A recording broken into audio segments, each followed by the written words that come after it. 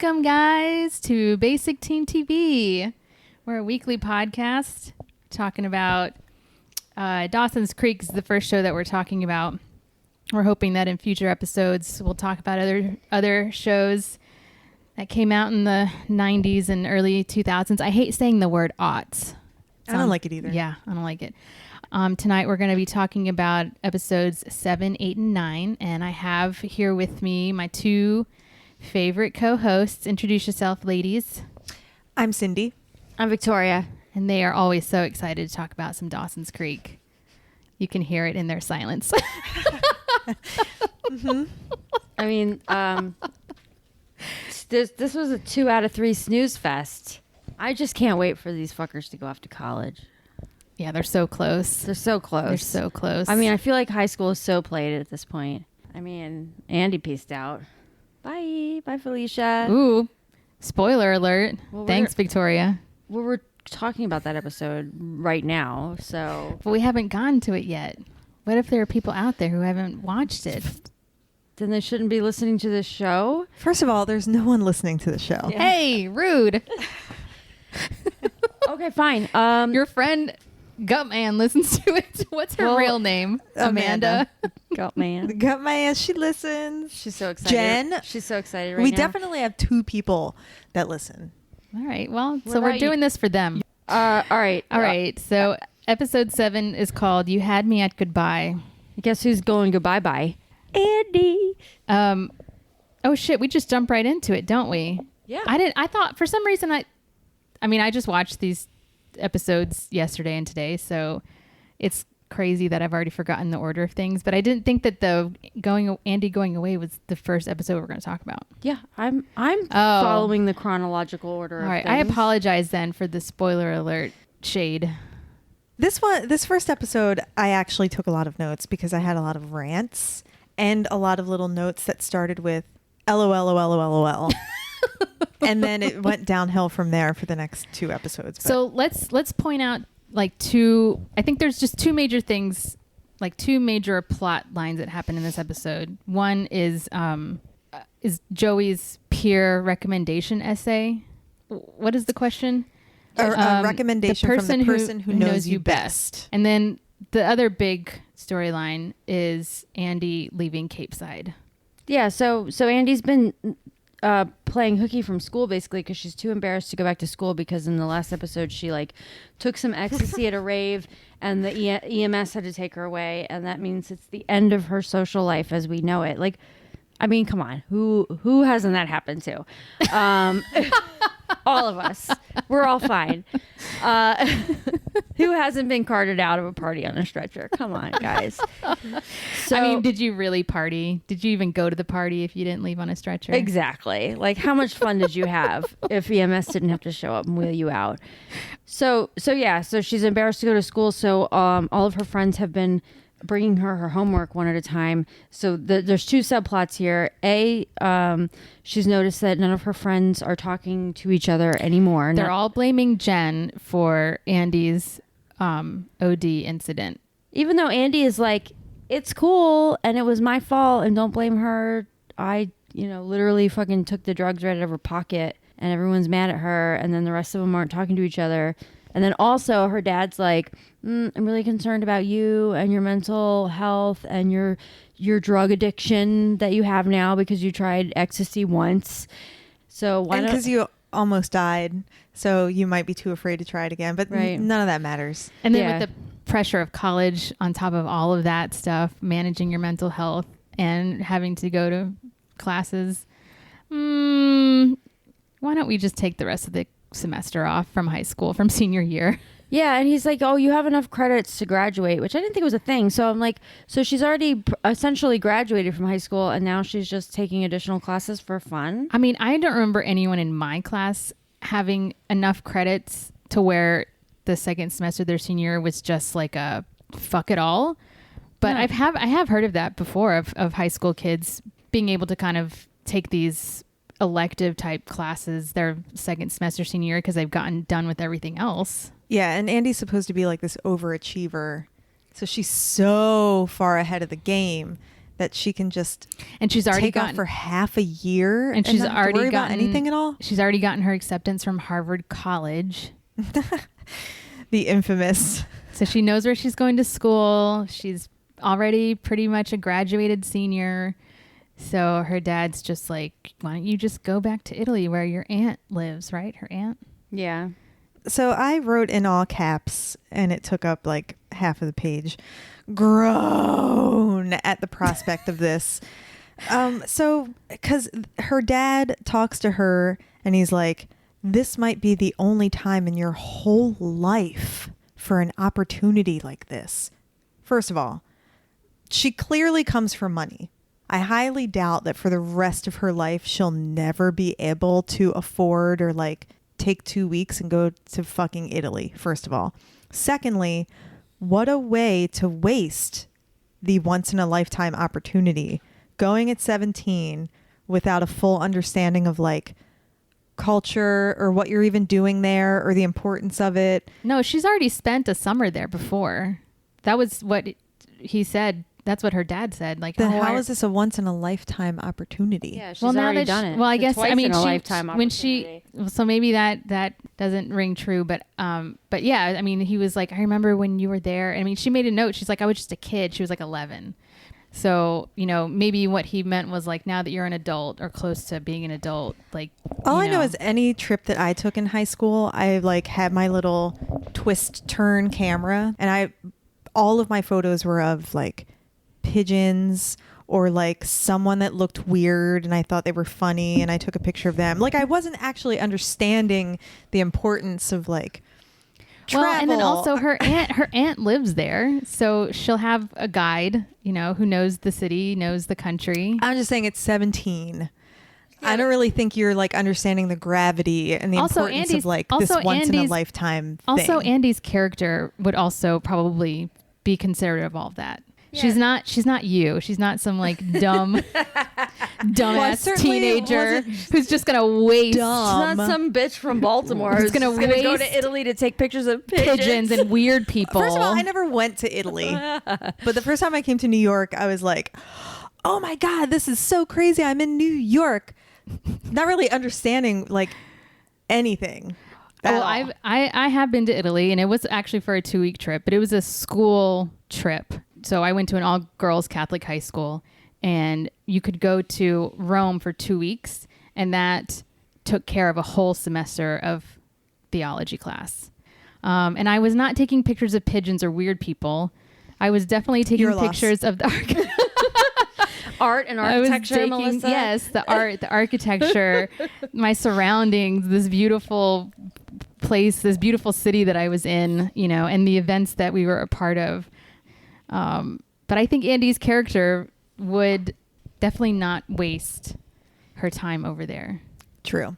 But when it's presented to you as like a once in a lifetime thing, I mean, might maybe be like, also- hey, you're in your 20s and you're like transitioning in between jobs and trying to figure out your life. Go now, do it. Well, maybe that's what he also meant by once in a lifetime. Like once in a lifetime, meaning like I'm going to pay for this.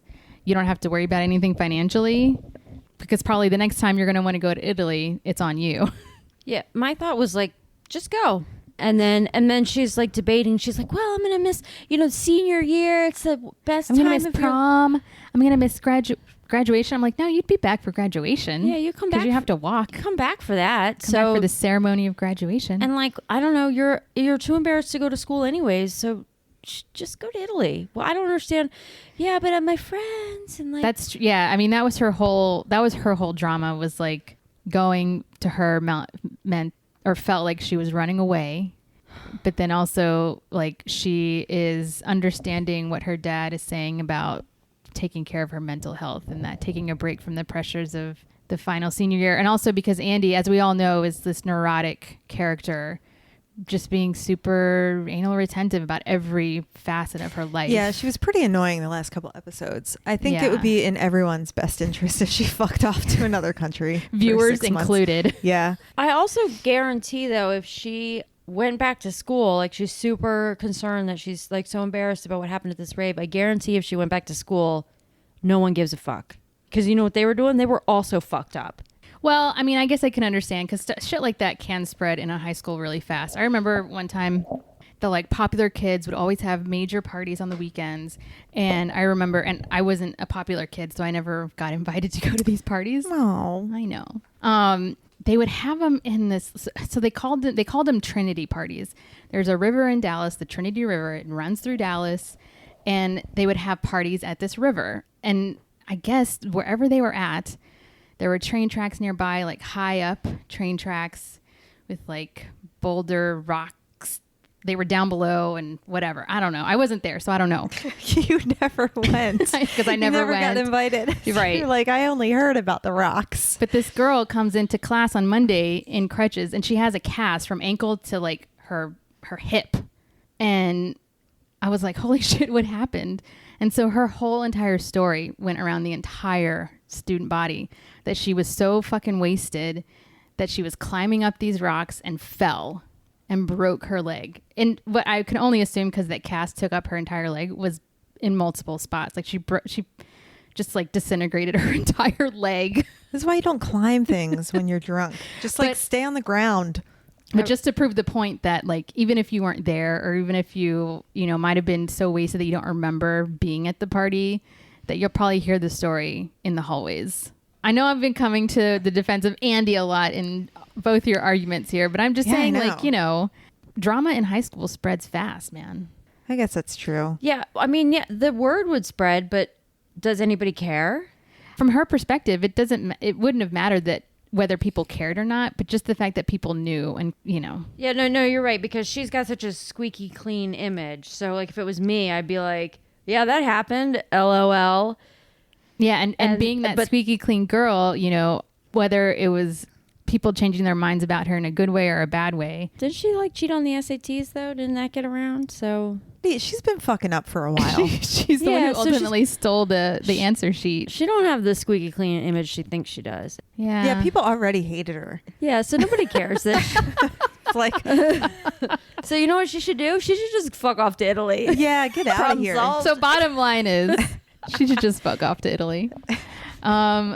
Which she does. She does it. And she Bye, brings Felicia. the whole gang together because no one's talking to anybody. So that Yeah, I wrote down that the theme of this episode was beef because everyone's beefing.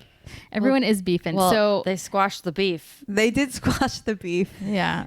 So just as a quick recap, Jack is mad at Jen. I mean, everyone's kind of mad at Jen for quote unquote giving Andy the drugs. Pacey and Dawson and Joey are still in their own fucking shit. So the whole gang is fractured. So Andy has to trick all of them into coming to a dinner at the Larry Fish house. And so they're like, oh, she invited us all here on a... She tricked us. Tricked us into having dinner together. That bitch. And then Jen shows up. And she's like, oh, I'm sorry. Clearly, I'm in the wrong place or whatever. And Andy's like, no, come back here. Come back. And Jack's like, you know what? I'm just going to leave I'm right just now. going to leave. Yeah.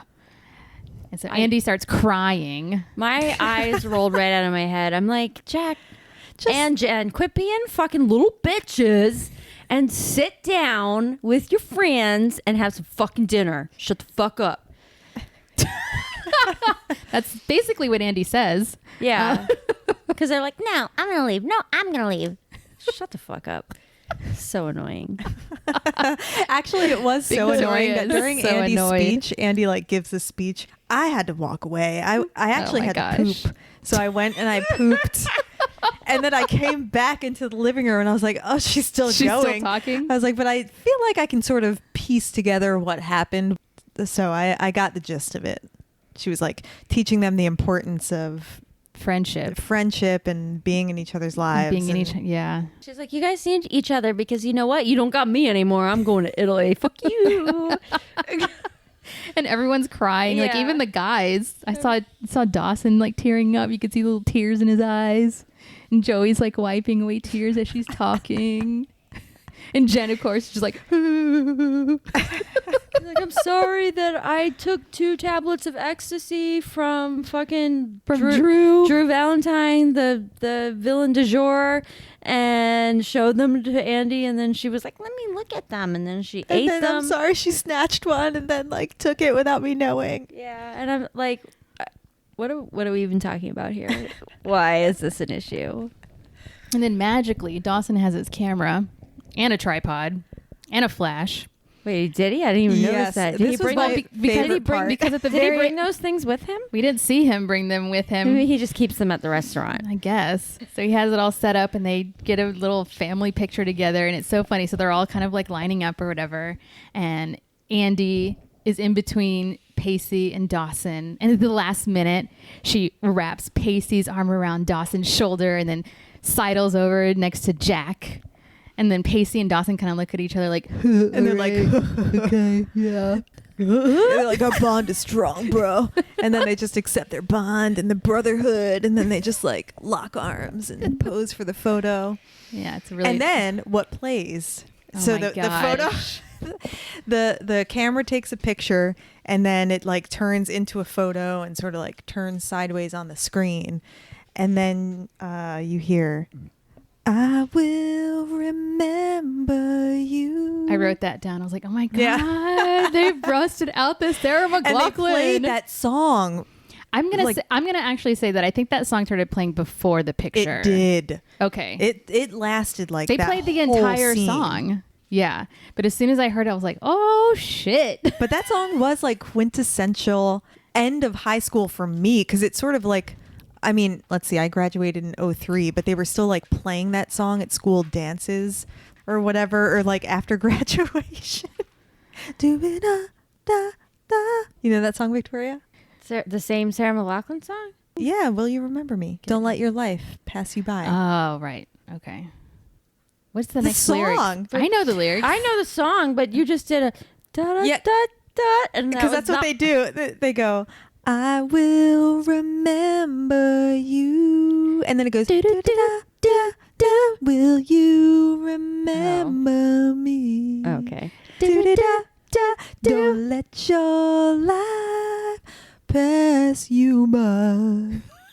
I We've not remember the memories.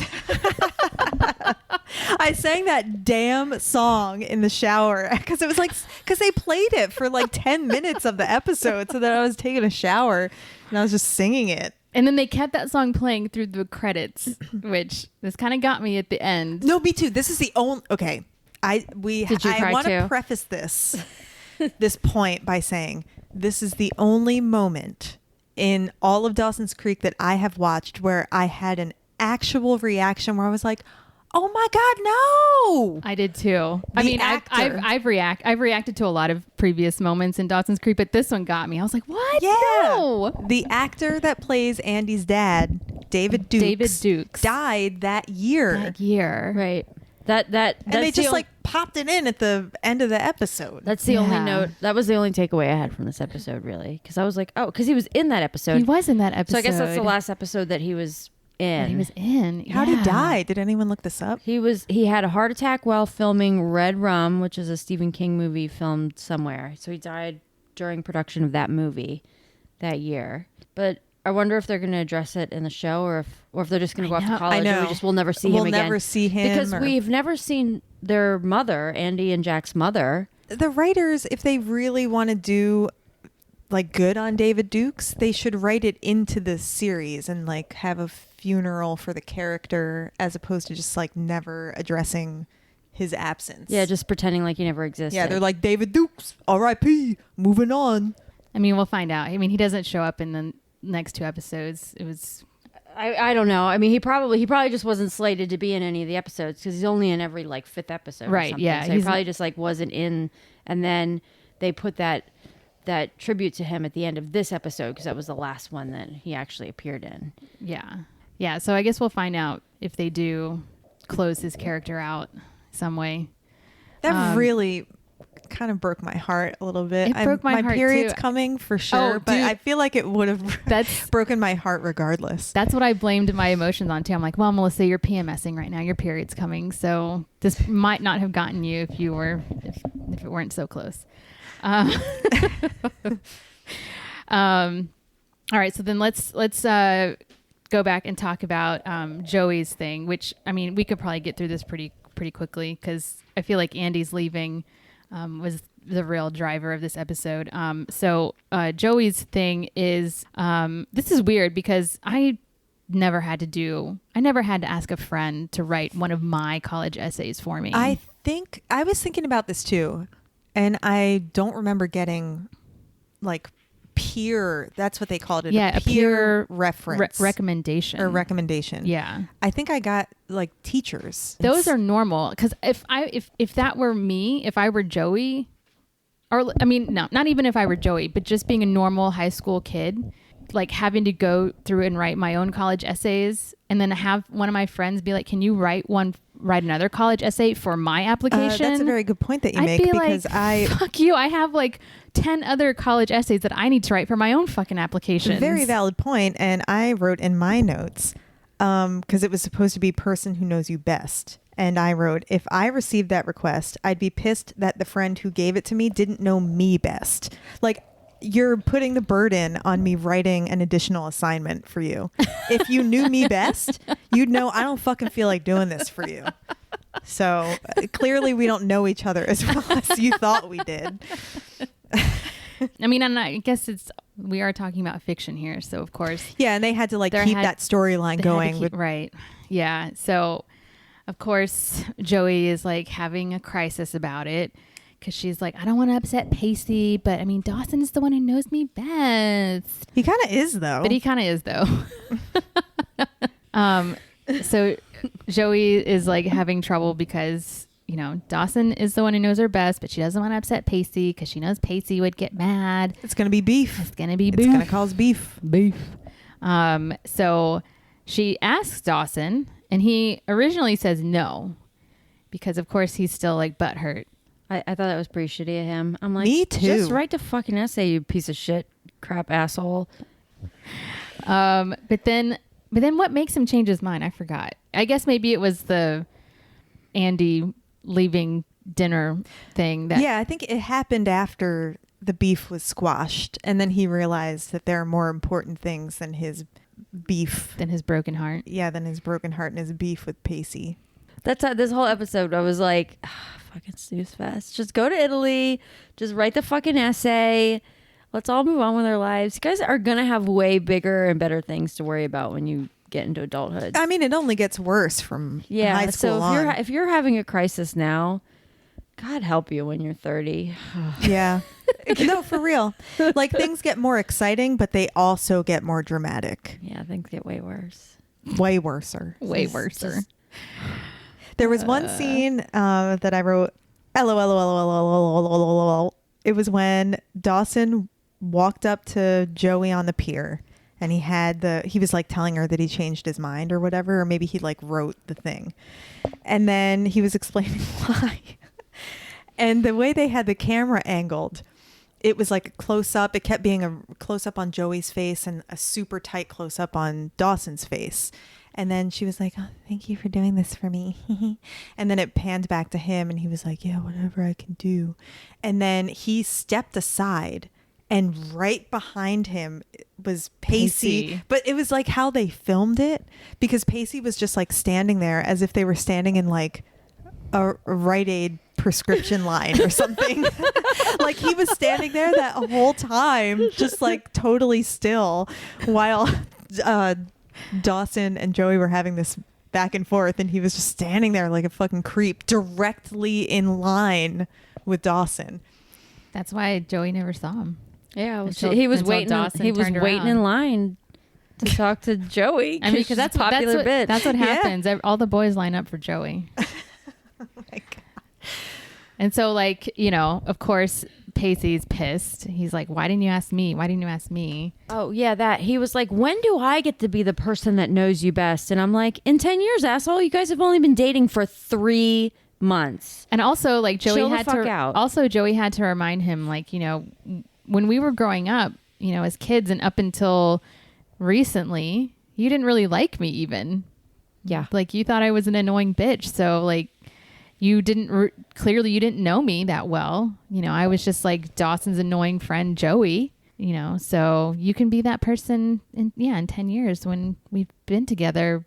Mm-hmm. Yeah. And he's like, Joey said something like, you know, Dawson knows my past, but you're going to know my future. I actually or something said, like that. Ugh. So she said, I was rummaging around my apartment for something at this point with it playing in the background. And I heard her say, Dawson has my past. And then I said out loud alone, I was like, but you have my future. And then she basically said that. Yeah. Oh, all right. Well, so that was episode 7. Episode 8.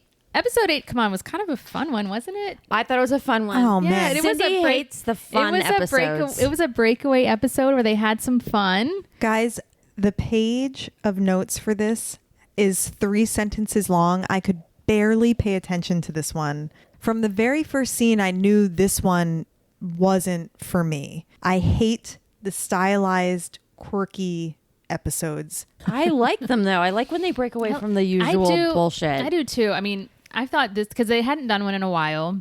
This was a senior prank themed, yeah. and it was film noir. The episode's It called was The Unusual. the Unusual Suspects. And I think it was kind of a play on The Usual Suspects, which the film that came out 5 years prior to this, kind of the neo-noir, and they interview all these people trying to figure out this crime, which is basically what's happening in this, the crime being the prank. The story gets twisted, and they steer the course of events to lead the investigator towards another... the wrong person, Right. the innocent person. But the innocent person who in this case fucking deserved it, Yeah, our villain du jour. Drew Valentine. Drew Valentine. Of the Yeah. day. Yeah. Well, de jour, Okay. de season. Yeah. De season 4. Villain de season season 4. De 4. How do you say season in French? I don't know. I don't either. How do you say 4? And I took French. Uno, dos. Oh, that's Spanish. Un, dos, trois, quatre. De quatre Stop. saisons. God, stop. We just lost our one French subscriber. That was pretty good. My accent was on point. Come on. Okay, enough. Oh, shout out to Harry Shearer. He's did all the voices of The Simpsons. Was in Spinal Tap. Oh, He's is a he the comedian. principal? Oh, He's yeah. He was, from Okay. Shout out. from I This thought Is he Spinal looked. Tap. I thought he looked Yeah, dude. familiar, but I didn't. He's so good. I could not believe that they poached him to do. to At do a least this fun, one a episode. fun episode. But they went full film noir. So the plot... But in a super campy way. But I mean, it was supposed to be campy. The whole thing was supposed to be full camp. However, while I like the fun camp of this episode, I have a list of gross, overlooked grievances, situations where adults should have stepped in to do something about things and just were completely focused on the wrong thing. In this case, being the prank. Okay, well, hold on before we get into it, because I think at this point, let me just set the scene, and then I think for the rest of the time we can just talk about your grievances and anything else and anything Yeah, else. actually, this is all of Victoria's episode because Yeah. I don't have too much input besides Harry Shearer and also more Spanish moss. I saw so much Spanish moss in this my episode gosh. that I just wanted to throw my television out of the window. All right, hold on. Let me set the scene. So the whole prank, this will be really quick. The whole prank is that someone has stolen a boat, The principal's the principal's boat, and the principal's dog, and both the boat and the dog end up in the school pool, indoor pool with the sail up, and on the sail someone has painted the class of 2001, and it's a really big deal. Now this whole episode is just to figure out who are the culprits, who did this prank. Yeah. So they do a series of interviews, and they're like in the principal's office, and they have there's like a fan in the window, so you've got that like light play with the fan, and there's like an overhead lamp that's like green and it's like smoky, even though no one's smoking because they're at school. But before any of that happens, they everyone's go back to class, and then they randomly call over the intercom. They call 5 people to come to the principal's office to be questioned. Jack, Dawson, Pacey, and 2 black kids. I missed them. I missed that. You didn't see them all walking through the hall? They never interviewed the black kids, but they're like, who did this crime? It was either the fucking class clowns or the 2 black kids in school. Oh, damn. I missed that. I totally missed that. I saw it and I was like, what the fuck? And we never see, I mean, maybe once in a while. I remember in the first couple seasons, you never saw anyone other than white kids. And then as the seasons progressed, you started seeing like some black kids here and there. It's very interesting that in this episode, all of a sudden, there are like 2. Right. And they're literally like the 5 of them are like filtering out of their classrooms and walking towards the principal's office. And in the background, the other 2 boys that they called to the office that are people we've never heard before Or 2 black kids. or 2 black guys. Because they were like, well, somebody did something bad. So it was either Pacey, Jack, Dawson, or the black Or kids. the 2 black kids. That's suspect. That doesn't sit I don't well. know about this crime or whatever. That's not suspect. This episode is suspect. Yeah. So then they do these interviews and they use it as a mechanism to do some flashbacks and talk about their days because they're basically being asked like to relay each of their days. So one of the storylines is that Jack is like a soccer coach now Right. for little kids. Right. So again, in his retelling of his day, he admits that he gets like he tries to put one of the little girls, the older woman who hit on him's little sister. I mean, Molly. The little girl's name is Molly. She is more of a character than her older sister. So Molly, he tries to make Molly The goalie. He tries to convince her to be goalie, and she doesn't want to do it at first, and it's because she doesn't have confidence. And then he tries to instill some confidence in her, and so then she agrees to do it. And then he gets confronted by like the parent-teacher mafia. And they're like, if you let this little girl be goalie, we're going to lose against the other little league team. And we're going to get you fired. Basically, if you put her in as goalie, we're going to have you fired. Right. So this is a thing that happened, which is not okay. But he's relaying this as part of his alibi for the day to Mitch and the principal. And they're just like, go on. And I'm like, aren't you guys going to do anything about this? Like, these adult men are bullying this teenage boy, and they've got him fired from his soccer coach position because he made a little girl a goalie. Like, you guys aren't going to step in. They didn't care. I've been doing this a lot tonight and stepping in the defense of maybe just playing devil's advocate, giving the other side of the argument. I mean, this is a little league team. I mean, these kids are 9 years old. So it probably has nothing to do with the high school. Like the high school probably couldn't do anything about it, even if they wanted to. That's all I'm saying about that. I just think, especially Mitch, who's like the guidance counselor, I don't know. I just feel like he'd be like, oh, you know what? There's actually a bigger problem here other than this boat prank. But it wasn't addressed at all. And I'm like, well, like I said, I was like, way to step up, adults, and step in. I don't. Well, you've said it a million times. Who runs Capeside? The parent-teacher mafia, apparently. they do for at least that little league.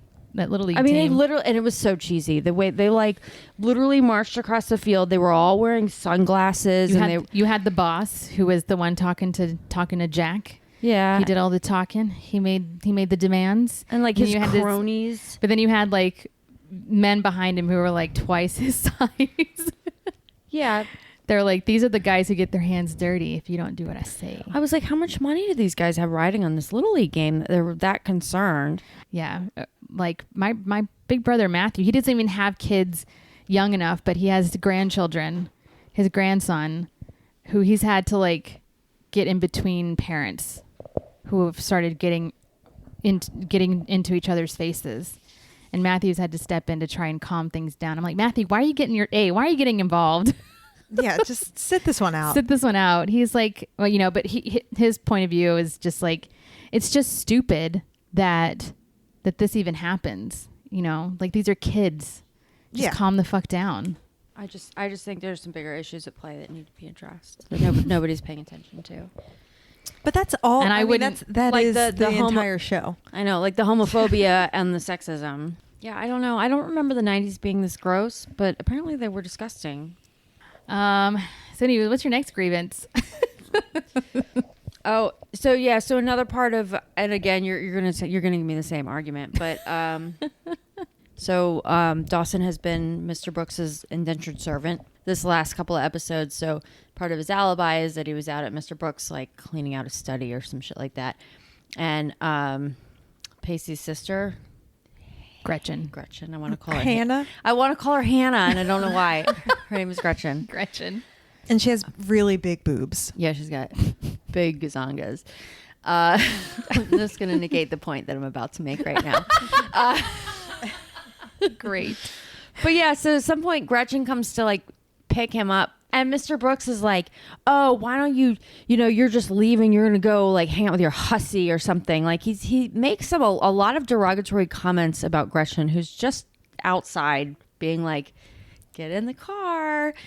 And he's relaying all this to his dad, and they're just like, nothing. And I'm like, this old man just called this 20-year-old girl a whole bunch of fucking things that he shouldn't have said about a young woman. Nobody cares. Again, nobody cares. I know, what are they going to do about it? But I don't know. There's just so many red flags. Like, these teenagers, for the first time, are like relaying all the details of their day. And the adults are just like only concerned about this boat. I mean, I also just I just had a problem with it. I'm like, who is this old man? This is a woman who he doesn't fucking know, a young woman that he does not know. And he was like basically calling her a slut. What the fuck is this guy's problem? Well, his problem is that there were writers who wrote this entire script, and they wrote that little bit in, and then they didn't write in the part where the adults address it as being inappropriate. Mm-hmm. I feel like we always have to remind ourselves of the time when this show was filmed, and also remind ourselves that this is about the teenagers and not about the adults and the things that they should be doing and should be saying. But I want the adults to step in. They're not gonna. And defend the teenagers when that they need help. And I feel like that's not happening. Well, Grams defended Dawson when he stole that fucking boat, and I wanted to slap Grams across the face because it's completely inappropriate to steal someone's boat and take it out during a goddamn storm. Grams stepped in to defend the kids, but that's like the wrong time to do it.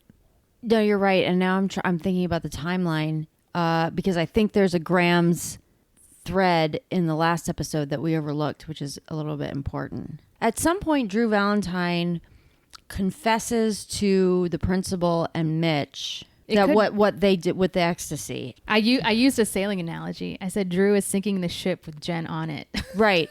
So at the end of Good one. Right. So to back up, at the end of the last episode, Drew apparently, like, Jen is called into the office, and Mitch as the guidance counselor and the principal are there, and Mrs. Valentine and Grams.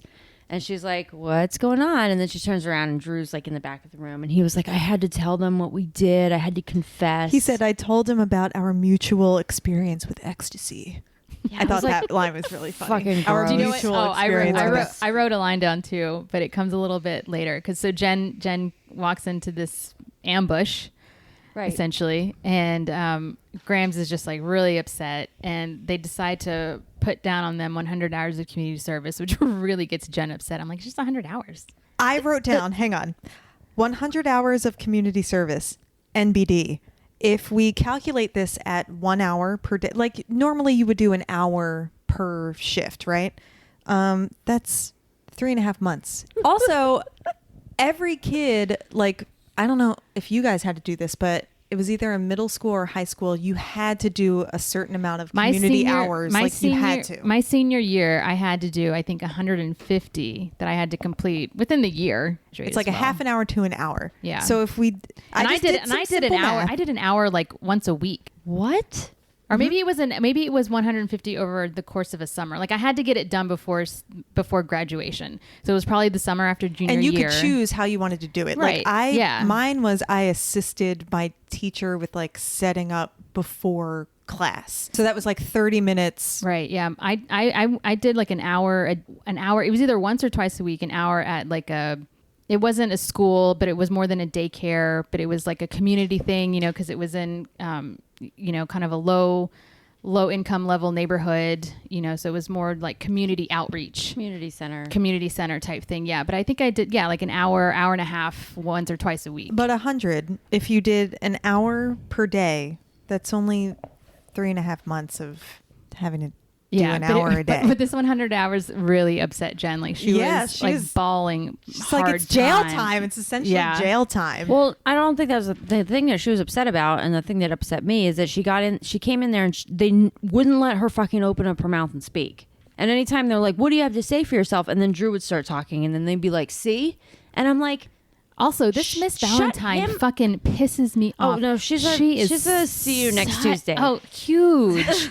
Like she has full faith that her precious little son, that this was all Jen's doing, and that her precious little Drew Valentine would never, because he's learned his lesson and he knows better now.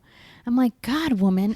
Ugh. She's horrible, awful. And he's horrible. They're both horrible. They're both people. horrible. But the one thing I wrote down a quote too, because this was my favorite quote.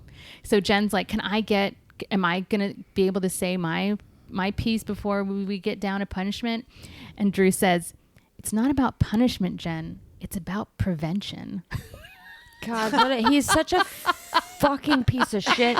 And she doesn't get to say her piece. She doesn't get to explain herself at all. She doesn't get anything. And then Grams walks out and was like, "I'm disappointed in you, and I've given up on you, and I'm not talking to you anymore." And I'm like, "Hey, Grams, you're also a see you next Tuesday." Yeah, that's to give your grandchild the silent treatment after something like this. Also, for being such a abuse. religious woman, like she preaches about forgiveness so many times. No, but she'll only forgive you if you don't do anything wrong. I'm like, oh yeah, that's really helpful. That's super fucking helpful. Yeah. So yeah, like that whole thing pissed me off. So to the original point, the only adult in this whole community that ever like stands up and says anything when something happens with the kids is Grams. And she's always way off the mark. Like she should have stepped in and should have been like, "Let my granddaughter speak." But she didn't. She was just like, "I'm so ashamed of you." And I'm like, what are you ashamed of her for? It's almost she hasn't said or done anything as far as you're concerned. You are taking the word of this boy that you don't fucking know. And it's almost like she was snapped back to the moment that Jen moved into her house and has totally forgotten about how Jen has grown and matured and has like developed as a, you know, a good young woman, and like makes one mistake. And it's almost like all of that was erased for Grams. And she kind of like alludes to that. She's like, "Don't you know me at all? Like, I've been living with you for this long now." And it's like, and it's one mistake, you've immediately snapped back to this girl that you thought I was when I first moved here. And I'm not that person. And now I'm upset that you have totally forgotten that. Yeah, I think it's borderline emotional abuse. Honestly, because that whole meeting, like there needed to be like a parent or a guardian in the room while they were confronting these children, and Jen was never allowed to speak, and her only advocate in the room would be Grams, and Grams was against her. Grams basically like this guy Drew was like, "Here's what happened," and they were like, "Jen, you're in deep shit because Drew said XYZ about you. End of story." I'm like, wait a minute, what the fuck just happened? They were like, well, the man said something, and the woman does not get to speak. Writer's issue. They wrote this shit down on paper. It's a problem. Yeah, I mean, it's still kind of a problem now, but it really is like shocking watching. Because 2000 doesn't even feel that long ago to me, because I forget how old I am. It was 22 years ago. It was 22 years ago. Things have changed a lot. Yeah. I don't think any of this would fly now. The whole scene. Not at all. There was no advocacy there for her. It was just his word against hers, and she didn't even get a word. Anyways, so I don't know. Back to our film noir episode. Now I'm just mad. Well, so Pacey's alibi was that he was on a ride along with Doug the whole day. And there's this one moment where Pacey says something to the effect of like, God, don't you think you could have done something bigger or better with your life? And it really, I felt so sorry for Doug. Oh, it really, really hurt Doug's feelings. That was one part that I caught, and I was like, what the fuck, Pacey? I know. Yeah. And that, to me, that was almost like Pacey just having a moment of verbal diarrhea. He didn't realize what he was saying. It was just kind of falling out of his mouth. Oh my God, I felt so bad for Doug because he just kind of looked down at his little police notebook. I'm just like, so sad. I was like, damn, Pacey. Yeah, no, Pacey That was was- being a fucking twat during that moment. I was like, Yeah. damn, But then Pacey saw his brother like walk a blind dude into his home. So it's probably like a and daily. he was like, It's probably some Oh, I sort of. get it. It's probably some sort of routine where Doug helps this blind man with groceries. Pacey's probably not paying attention, so he doesn't even realize this man is blind until he sees Doug helping him up the stairs to his house, and he's like, "Oh shit, damn, I'm a fucking asshole." and then Pacey got his brother some Krispy Kreme Krispy donuts. Kremes. I couldn't tell if they were Krispy Kremes or Entenmann's, but the box looked It looked Krispy like- Kremes. I But know then- an Entenmann's box. But then the name didn't look like it well, maybe said they couldn't Krispy use Kreme. Krispy Kreme, but believe me, I know an Entenmann's box. Yeah, no, that was not an Entenmann's it was box. some faux Krispy Kremes, but they were Yeah. definitely meant to be Krispy Kremes. Yeah. And then they have like a little moment where, you know, they're both kind of praising each other for the roles that they play in this thing called life. Oh my God. Well, Pacey's basically, he's apologizing for what he said. And he's like, you know, I you know, Pacey's like, I realize that what you do is important. It's important to this town, you know, and I can tell that you like your job. You like what you're doing, you know, and I'm sorry for what I said. And Here's some donuts. and I admire and respect you. I mean, I don't know. So the whole idea of Pacey going on this ride along was that he took some sort of aptitude test and realized that he might be fit for this line of work. And so that's why he's on this ride along. And then, so when Pacey's giving this apology, he's kind of like, you know, so yeah, I mean, what do you think? You think I'd be a good cop? And Doug's like, no, Pacey. He says something. What did I write it down? He's like, you're a daring original. And then he just kind of used all these other adjectives about how great Pacey is and that he's a rule breaker and, you know, that he probably will go on to do bigger and better things. So they kind of just they've reached a mutual level of respect for each other. So basically all the guys, and so kind of another part of this whole prank thing is that the reason they brought Pacey and Dawson in is because Mitch knows of this pact that Dawson and Pacey made when they were in 9th grade, because they witnessed the prank that the seniors did that year that they were freshmen, and they're like, we can do better than that. Like, when it's our time, essentially the pact was that we're going to do something bigger and better. But each of their alibis, they semi-implicated each other, but then they didn't. But then they were also like, well, we're not friends anymore, so why would we do this yeah, together? so the pact was broken and we didn't do it. Yeah.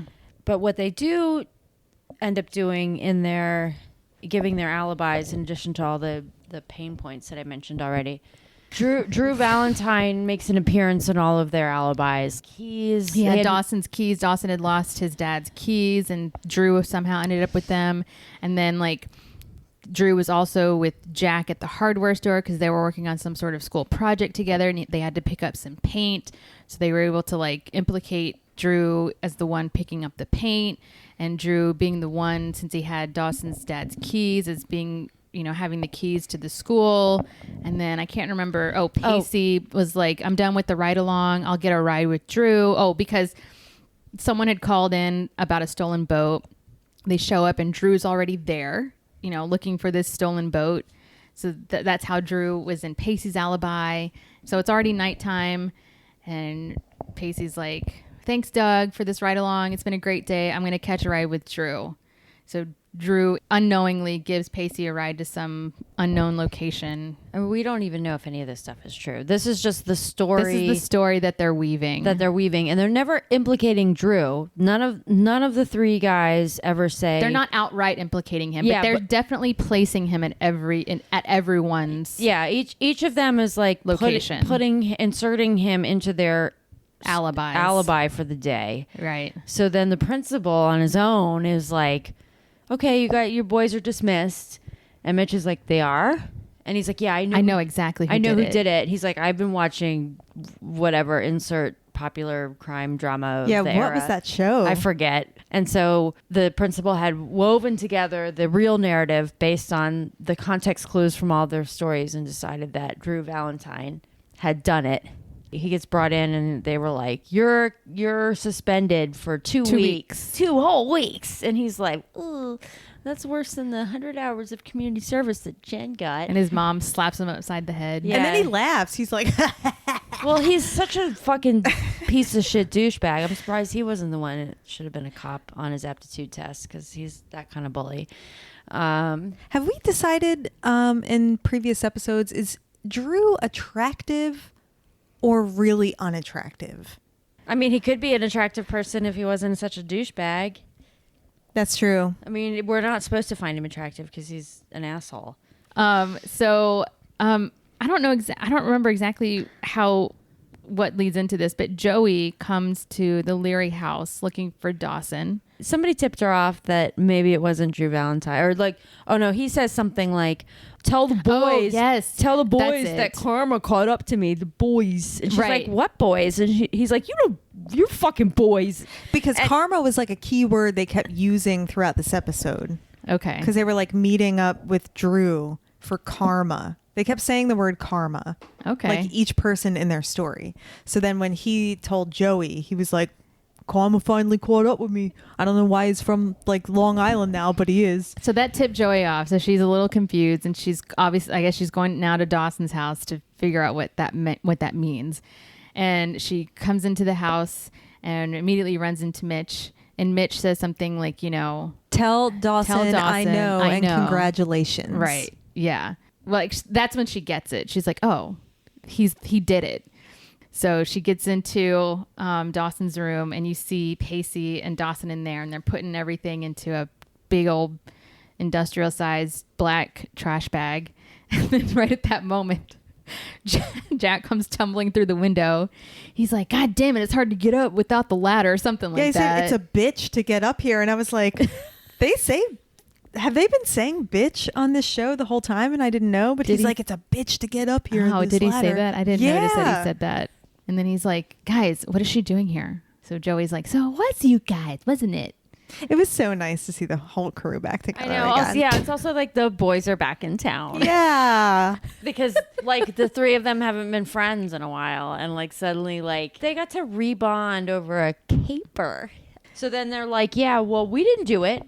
But if we did do it, Hypothetically. this is how they would have done it. And then they ran Yeah. down the whole scenario about how they did it. Yeah. And then they bury the evidence in like behind a bush in the backyard because no one will ever find it. And then they had like a little moment as they Dawson were and burying Pacey the evidence. had a little moment. Pacey's like, so do you think you'll ever get to a point where you can trust me again? Dawson's like, I hope to get to that point. I think someday, or something to that effect. Meaning like it ain't happening right now, but maybe someday.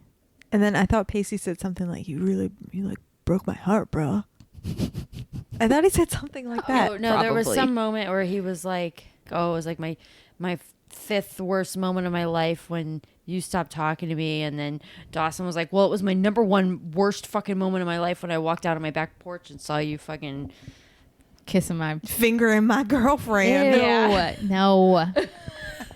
basically." And No. and then Pacey's like, "Touche." And then they just stopped speaking. Yeah, and then And then they just kept burying evidence. credits roll. I wish that's how these episodes would go. Can we just rewrite the whole show? You want that can maybe be the- your project. The Cindy. podcast should be like us watching the show, but with the sound off, and we just make up our own dialogue. I like that. Oh, that's a good idea, actually. We'd all have to come together. Because the episodes so far are not fun. No, everyone hates it. But what if we all came together to watch an episode? I still want to do a regular recording, watch our 3 episodes and talk about it. But what if we took one of those episodes and watched it without the sound off, without the sound on, and then just did our own dialogue over it as we record? Well, we would just have already watched the episode and then we redo it, as opposed to watching a new episode for the first time without sound at all. Okay. Yeah. And then we just recreate it. Almost after we've watched it. we're dubbing over it, but with our own I mean, it doesn't have to be a whole episode. Maybe made up maybe script. some key scenes. Sure. Not the whole 45-minute episode. That's too much. I'm not an actor. Oh no, you could be. No, come on. Don't sell yourself out like Don't that. sell yourself short, Victoria. Okay. It's episode 9. Episode 9 called Kiss Kiss Bang Bang. So it opens up typical Dawson's Creek fashion. We're in Dawson's room watching a movie, and it pans over some girl who's laying stomach down on Dawson's bed. And I was like, oh, it's Joey and Dawson. No. Psych. It's Big Tits Gretchen. It's Gretchen. My very first note is Gretchen is the new Joey. Mm-hmm. It's been building up to this point for a while. I mean, we knew it was coming. Yeah, this has been a slow, dry hump on these two. Slow, dry hump. So what they're watching actually is one of Mr. Brooks's films. So in the last episode, or maybe even episode 7, Dawson finds out that Mr. Brooks was a filmmaker. Victoria, I think you mentioned this before. So one of Dawson's jobs is going through Mr. Brooks's archives and organizing things. And he stumbles upon his senior yearbook, and Mr. Brooks has written in his senior caption or whatever that he hopes to one day become a filmmaker. And Dawson's like, oh my God, that's like me. This kind of it reminded me of an episode of Friends where the old annoying guy who lives upstairs or lives downstairs would always get mad at the gang because he thought they were making too much noise. And it turns out that neighbor dies and he's left everything to Rachel and Monica. And Chandler finds this guy, I can't remember their neighbor's name anymore, finds his yearbook, and this guy was the class clown, and Chandler's like, I was the class clown, and he's like, I wanted to be a part of some club. He's like, I wasn't in that club, but I thought those guys were cool. So Chandler goes through this existential crisis of oh my God, I'm going to end up like this guy because we were the same person in high school. So the same exact thing is happening to Dawson, where he's like, oh my God, am I going to end up a mean old curmudgeon-y man with no life in Cape Side? Oh my God, I don't want to be like this guy. And learning that Mr. Brooks made some pictures, he found the movies that he'd made. So that's what Gretchen and Dawson are watching, is one of Mr.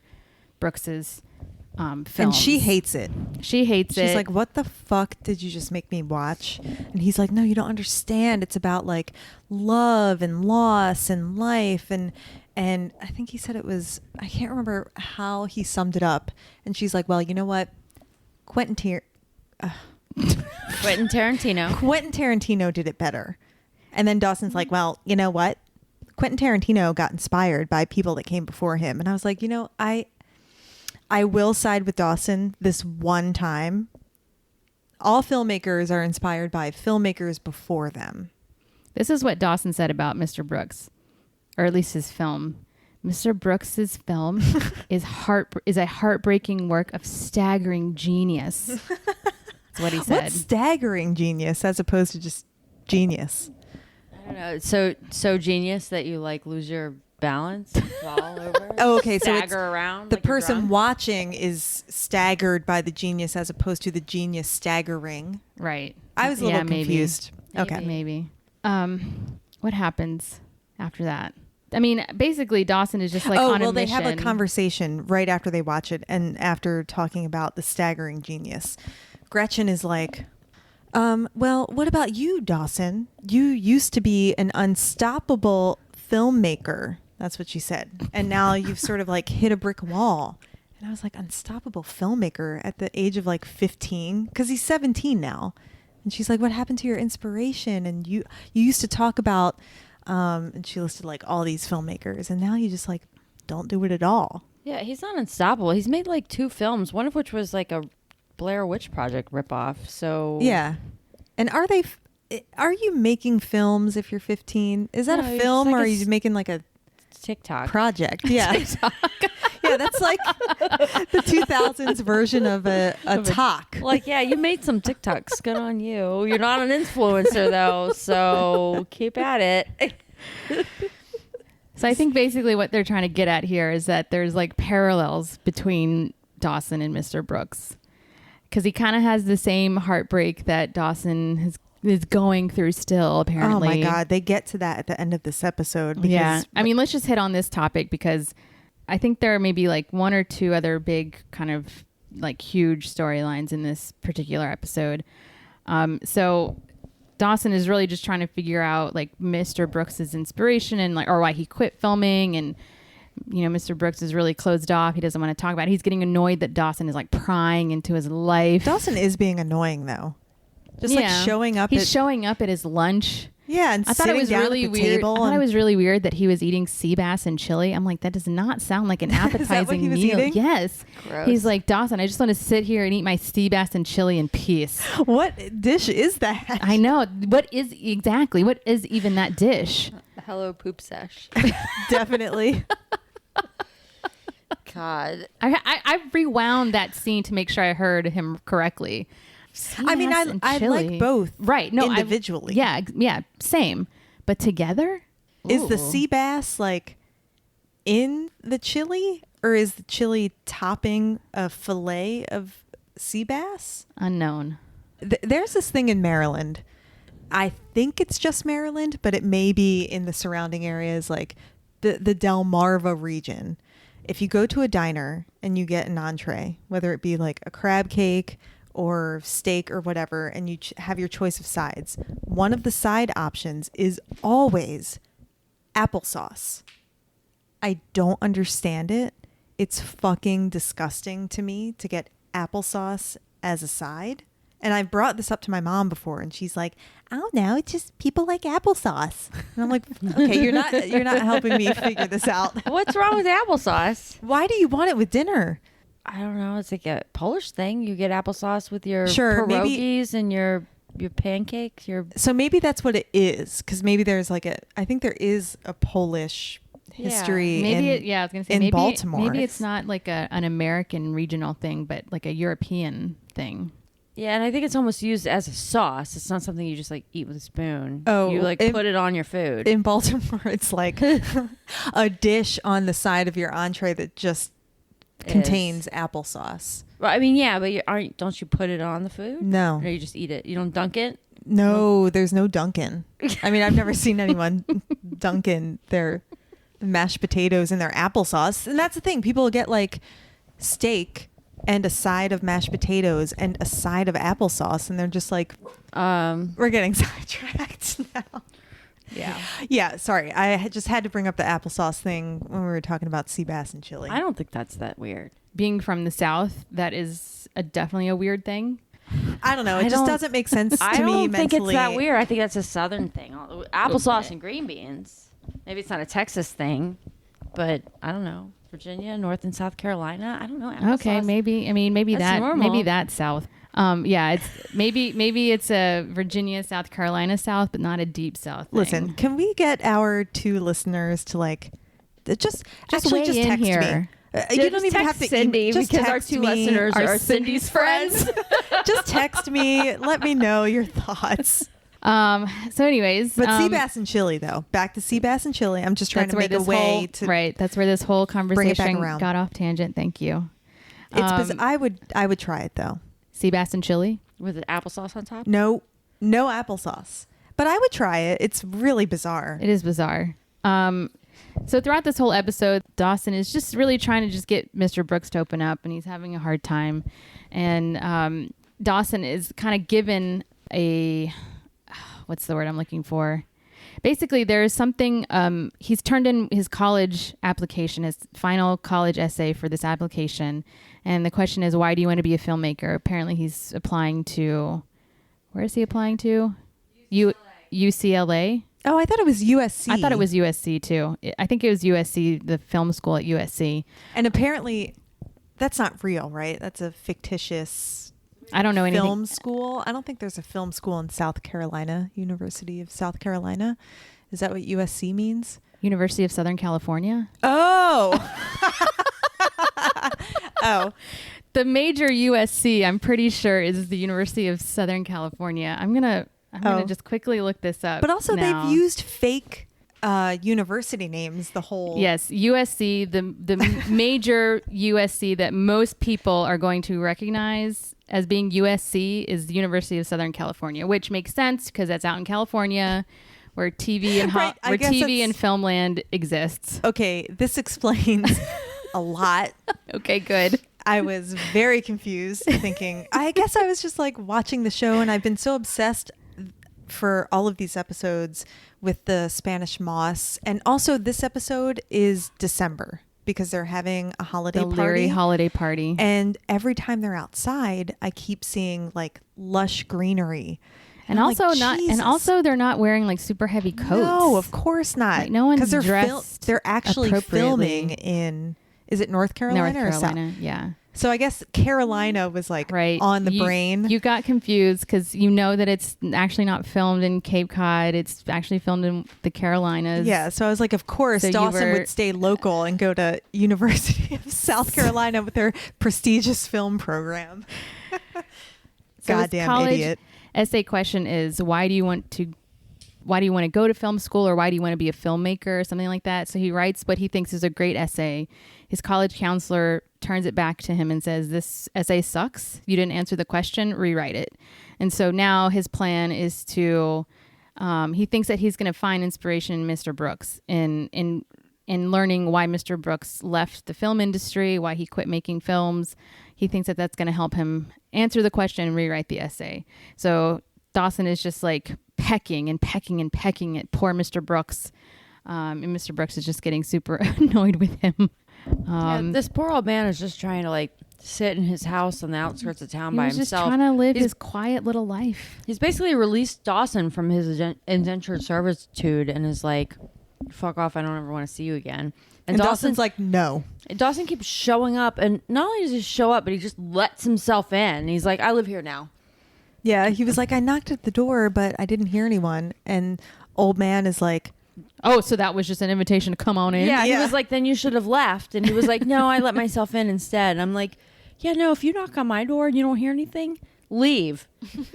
Don't come in. But no one in Capeside locks their doors, so that's why Dawson could just walk right Yeah, in. he's like, I'm a teenager. I own this town. I'm fucking let myself in. Hello, it's called Dawson's Creek. Yeah, Yeah. Dawson's Creek. Mr. Brooks. Ever heard of Did it? you not hear? I fucking run this shit. So I think one of the other, so, we'll come back to them in just a minute, but one other major thing that is happening is, I don't know, this kind of just leads to what I had said before about the slow dry hump between Gretchen and Dawson, is that the Learys used to have a traditional annual Leary holiday party. And since Gail is all pregnant, and because they've broken up and gotten back together and broken up so many times that they just haven't had the holiday party in a few years, Gretchen's like, I'll do it. I'll take care of everything. And I'll you don't have to worry about a thing. It's still going to be at your house, but I'll take care of everything. So they're like, all right, if you want to, okay. So that kind of leads to something later. And then the other major story, hold on just 1 second, is that Jen has been procrastinating on filling out her applications, and it has Jack and Graham's really worried because like everyone's finishing their shit up and Jen hasn't done anything, and Graham's is still not talking to Jen still. So that probably gives Jen even more reason to like fuck off. She's like, all right, well, Graham's doesn't believe in me anymore. So why am I going to do any of this? mm-hmm. And Jack comes over and they're hanging out. And Jen's like, there's this gay movie that I really want to check out later. And Jack's like, okay, cool. And then Jack's like, hey, quick question. How you doing with your college applications? And she's like, I don't want to talk about it. And she's knitting. And then she's like, actually, on second thought, I'm not really in the mood for a movie. So Jack's like, okay. And then Jen blasts the music and Jack goes downstairs and talks to Grams, and he's like, yo, Grams. Jen's like, Not done her applications. like none of like it all at of them. all. Like none of them. Yeah. And Graham's like, well, she's a big girl and she can figure it out on herself, on her own. Yes, Oh, on her God. own. It's getting to be that time. It sure is. Well, so basically, Grams and Jack hatch a plan to fill out Jen's applications for her. I want to point out a couple things with Jack entering into Jen's bedroom or whatever. So first of all, they greet each other. So Jack walks in and Jen looks over. She's sitting on her bed. She looks over. She's like, Will? And Jack's like, Grace? It's like Oh, Will I and missed Grace. that. Yeah, I caught that Caught Will and that. Grace. Uh-huh. I was like, oh, are we up to Will and Grace popularity now? I guess we are. Yeah. I guess so. Um, And also there was a huge, pretty much took up her entire wall poster of Paula Cole. What a tribute. So I thought that was really funny. The whole Will and Grace reference and then the ginormous Paula Cole poster that's in Jen's bedroom. I guess I was just really checked out for all of these episodes. 'cause yeah, you there's call a lot yourself that being I'm so missing. so observant, but all you fucking care about is it's Spanish moss. Yeah, I mean, the discrepancies with the time period and can you pay attention to the important stuff like Will and Grace references and Paula Cole posters? Sorry, it just really bothers me that they're missing these very Oh, and you obvious know what? things when they're filming. So the other major thing that is happening in this episode is Joey is going to an event at the yacht club. So her scene kind of opens up where she's sitting at the yacht club. She's like on break from her waitressing gig, I guess, like studying or like doing some schoolwork. And Mrs. Valentine walks up to her and she's like, and this like really important member comes up as well. No, wait. First of all, Mrs. Valentine walks up and it says, I'm not paying you to get your GED.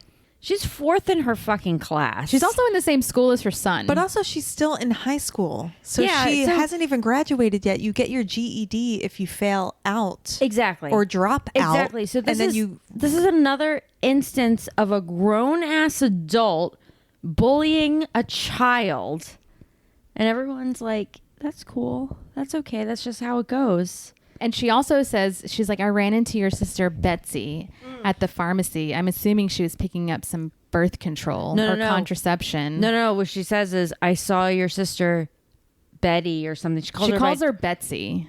Yeah, she calls her by the wrong name, and she's like, "I'm assuming she wasn't there to pick up contraceptive." Oh, okay. Saying that Bessie is a slut. So she's throwing all these like horrible, horrible things at Joey. She's just being... And basically telling Joey that she has to work Saturday for this big event. And a member of the club walks up and she's like, I was just telling, or Mrs. Valentine says to this club member, I was just telling one of our best waitresses, Joey, here, that she's gonna have to work Saturday night in order to make sure that you're all taken care of. And Joey looks at Mrs. Valentine. She says, no, I'll be there, but as a guest. And then this member, I don't remember his name, but he's like, Mrs. Valentine, don't you know who this is? This is Joey Potter. She's like one of our it's top. Josephine. Josephine Potter. She's like one of our top applicants. So we're excited to have her be our guest on Saturday night.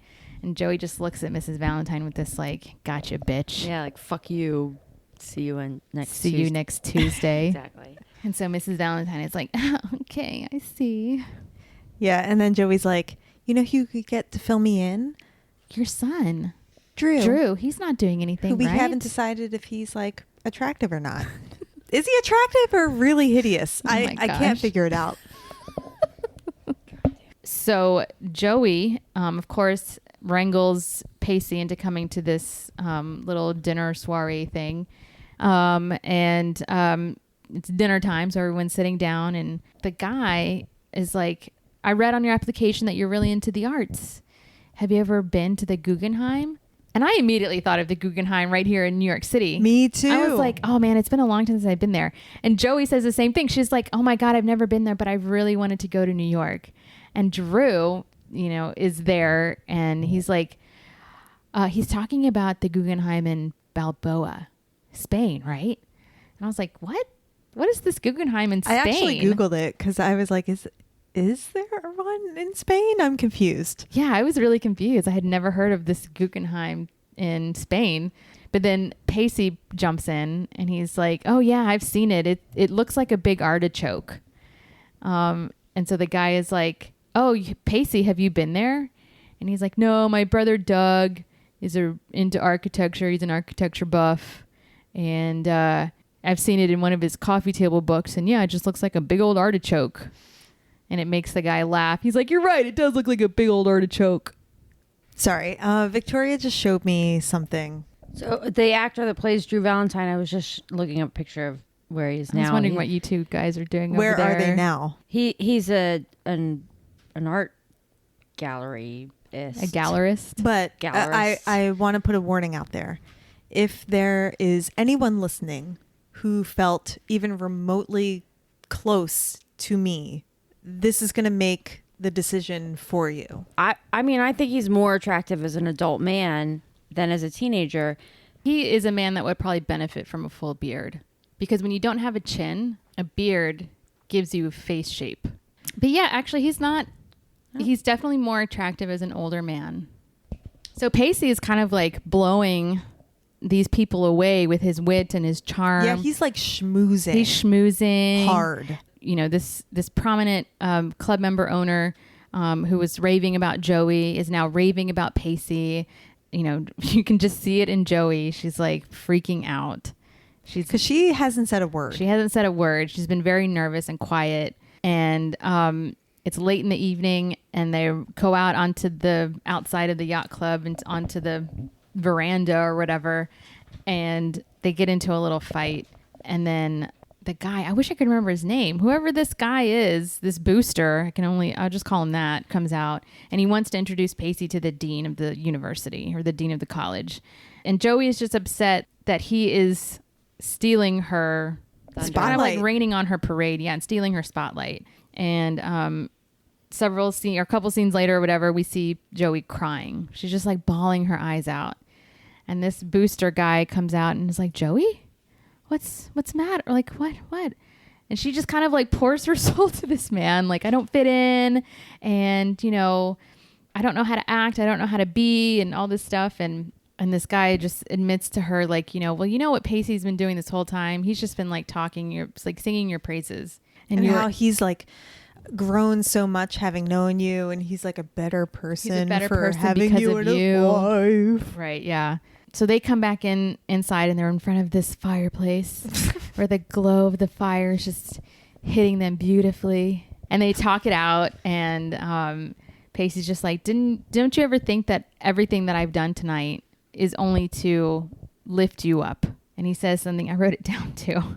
Bitch, relax. See, that's what we would say if we do our voiceovers. He's like, wherever you choose to go. And he's talking about how, like, you know, she feels like she's entering into a world where she's not going to be accepted. She's not going to be welcomed. And Pacey says, like, wherever you choose to go, you will be doing them a favor, not the other way around. I was like, oh, that's so sweet, Okay. Pacey. Okay. Sure. Actually, she will be doing them a favor because she'll be paying tuition. So that's like the biggest favor of all. That's a lifetime of debt. Yeah. So they leave and they head over to the Leary party. Which, can I point one thing out? Of course. In setting up, thank you. In setting up, when Gretchen was like helping out, she was standing on a ladder and she was hanging up mistletoe. I thought it was going to happen then, right there at that moment. Me too. But as soon as I saw it, I was like, I fucking know where this is going. If it's not happening in this scene as she's hanging it, it's going to happen later. For sure. Yeah. So continue. So they show up. So I guess before Pacey and Joey show up, the college counselor comes up to Jen and was like, "You did it." And Jen's like, "I did what?" You know, basically Jen just like aced all of her college applications. And Jen's like, all right, I know what's going on here. So she walks up to Grams and Jack, and they admit that they're the ones who did it. And Grams, like, does she apologize? I guess maybe if she doesn't say the words, I'm sorry, but this kind of speech just kind of is the apology. I don't think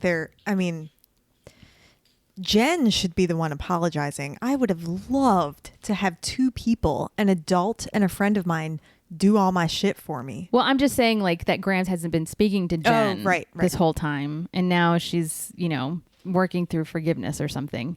And Jen is like, I know, or Graham says something like, I know why you've been putting off these college applications, because you don't want to ask your parents for money. And then Jen throws her gift. Sorry, this is like we're going back in time, but they get into an argument. Jen and Graham's in the right. kitchen.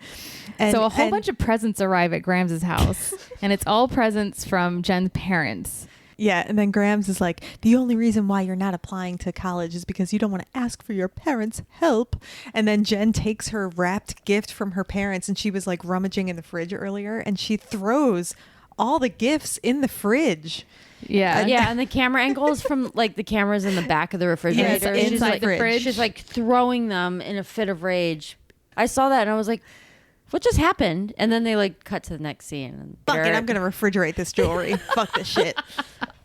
I mean, if you're smart, you put the sweater in the refrigerator and the jewelry in the freezer, but whatever. Wait, why? I don't know. Because diamonds are like ice. Ice. Okay. So they all three of them make up basically. Graham's is like, I don't care what it takes. I'll get you to college. I didn't even hear what you said. I'm sorry. No, it's just how quickly you moved on. Oh, like, there was like a beat, and you were like, and so Graham's.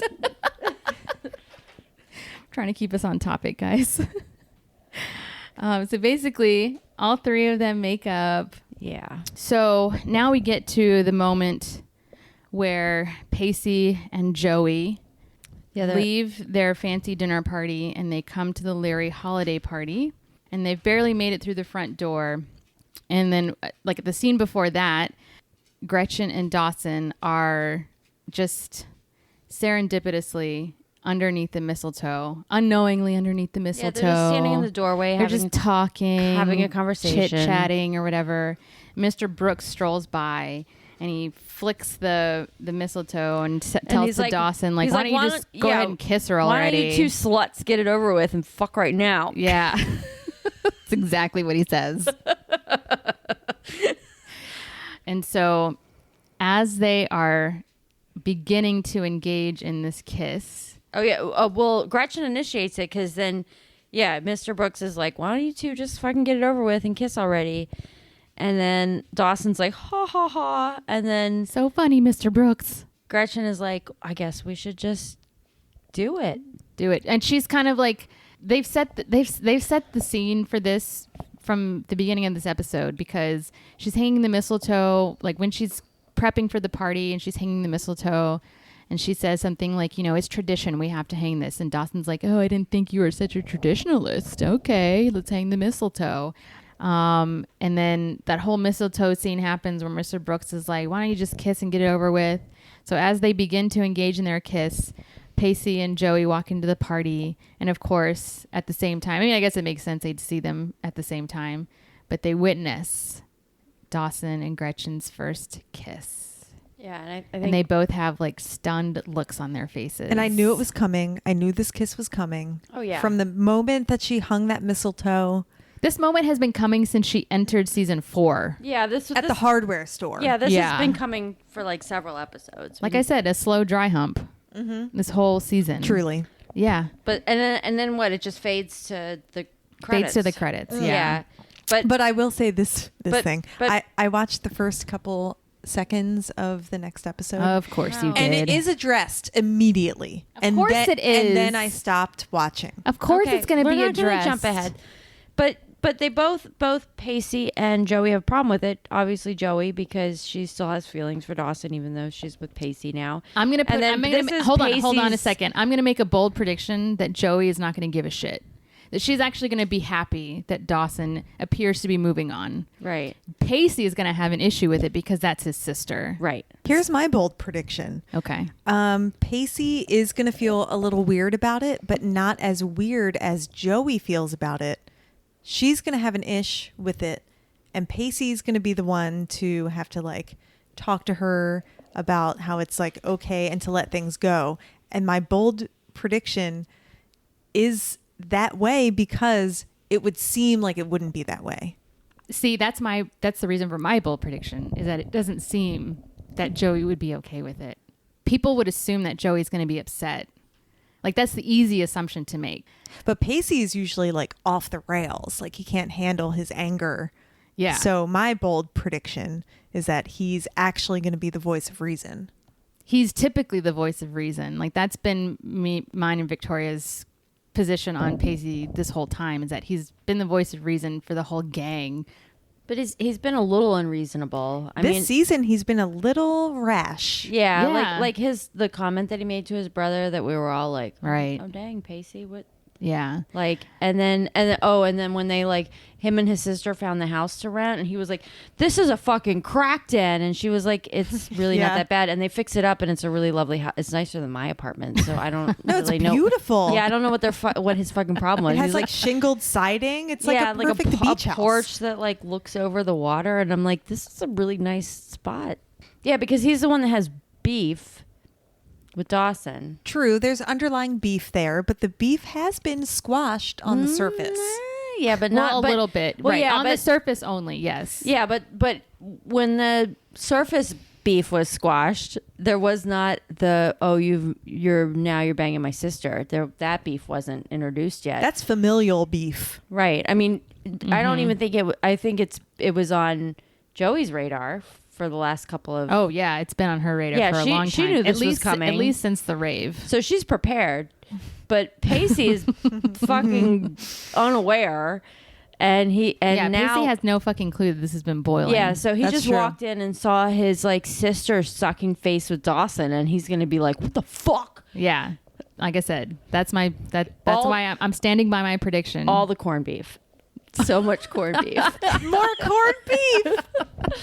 All right, so we'll see who's right in our next episode. Who you got, Cindy or Melissa? Face off. All right, guys, and that's it for tonight. So our next episodes are going to be episodes 10, 11, and 12. I hope they're juicy. I feel like they will be because these 3 episodes have been How many episodes? Sort of boring. When do they graduate from high school? When does that happen? Do they go to college this season, or is How that many episodes are in this season? We're on 9. God I damn. have to go We through it. we ask these questions There's at like the end. 82 episodes this season. They're like 38 when this season is There's done. 23 episodes in Oh season my 4. god, we're only on 9. Well, it's Christmas. Guys. We have to get through Guys. graduation, which is like in May, so we're only in December. Dude, I mean, come on. We have This is getting mad now. Guys, I'm just saying. I'm just saying. Season 3 was 23 episodes. No, we know this. I know, but know. like, you know, we just like to you make know a pile how- of corned beef about it every time. And you know how when you've like lived through a traumatic experience, when a certain amount of time has passed, you forget how traumatic it was. Like I just forgot. And then you're re-traumatized. I and know. I'm like, I'm- oh my god, I'm not trying to like trigger you guys, but come on. I'm so triggered. These- We're traumatized. These next few seasons are gonna be about that. No, I mean, I'm let me just go saying ahead I and want tell some you. juice. Let I'm me go ready ahead for and- some juicy episodes. Okay, well, I'll pray on that for you. All right, so thanks for listening tonight or today or whenever you're listening. We always appreciate it. I guess I'll throw out our Instagram, Basic Teen TV on Instagram. You sure? I think that's our Is handle. that, is that it? Oh my gosh! Do we Let have a me- website? let me Do we look- have any merch? Let me look it out. Let me look. We it need up. some merch. We should We, get we need some some merch. We need some discount codes. That's what all the other Yeah. podcasts do. Discount Let's get some codes. sponsors. Can we? We're our sponsor today is Talkspace. And Can you not? No, that's not true. Not true. We don't have any sponsors yet. Okay. if you go to Talkspace and put in discount code, No, BTT. no. None of that is true. None of that is true. You'll get 10% off. None of that is true. Do not try that code. It's not going to work. I mean, you can try it, but it's not going to work. Yeah. So again, our Instagram is Basic Teen TV. We post some funny shit from time to time. And we'll be back next week. I think I already mentioned what episodes we're talking about, 10, 11, and 12. So yeah, thanks again for listening. My name's Melissa, I'm Victoria. I'm Cindy. and we're Basic Teen TV. Goodbye. Goodbye.